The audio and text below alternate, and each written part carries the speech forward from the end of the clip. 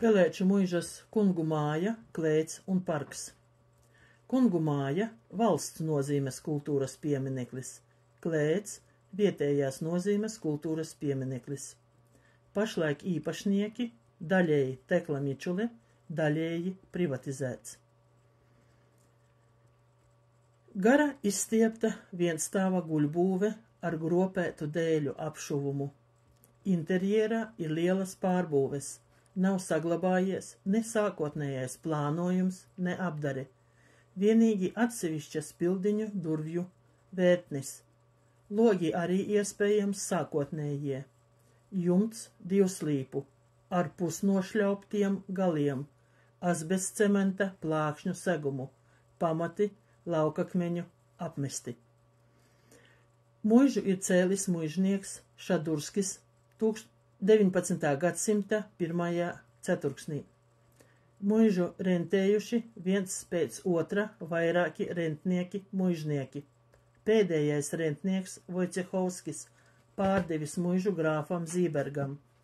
Muižu manto viens no grāfa dēliem Heinrichs Zībergs, pēdējais Pelēču muižas kungs, un te valdījis no 1896. līdz 1914. gadam. Šai laikā katrā istabā bijusi podiņu krāsnes ar izgreznojumiem, griesti un sienas krāsoti eļas krāsās dažādās niansēs, grīdas gan krāsotas, gan parketa. Apkārt dzīvojamai mājai un tālāk esošajā parkā bijušas daudzas puķu dobes, kurās glīti izveidotās figūrās ziedējušas dažādu krāsu puķes. Apkārt muižai bijis augsts mūra valnis, kurā bijuši 2 lepni vārti, tagad nav nekā. Parkā bijuši 2 dīķi. 1891. gada 13. februārī parakstīts līgums ar Pelēču muižas rentnieku Puigu par dzīvokļa izīrēšanu muižā Dārtai un Līzei Pliekšānēm ar 5 purvietām dārza zemes par 100 rubļiem. Te Raiņa māte un māsa dzīvo līdz 1893. gada 3. aprīlim, kad viņas pārceļas uz Ambeļu muižu. Pēc Pirmā pasaules kara, kad agrāra reformā muižas sadalīja jaunsaimniecībās, grāfam palika tikai 52 hektāri zemes. 1921. gadā grāfs pārdot muižas ēkas un zemi Jānim Rubinam. Šai laikā muižā bijušas 12 dažādas nozīmes ēkas, 12 jumti.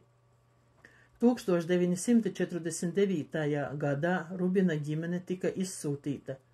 No 1992. gada ģimenes īpašumus daļēji apsaimnieko Rubina mazmeita Tekla Mičule ar ģimeni. Pēc Otrā pasaules kara līdz pat 1992. gadam Pelēču muižas ēkās bija izvietojusies Niedru pamatskola. Ievērības cienīgs ir arī Pelēču muižas parks.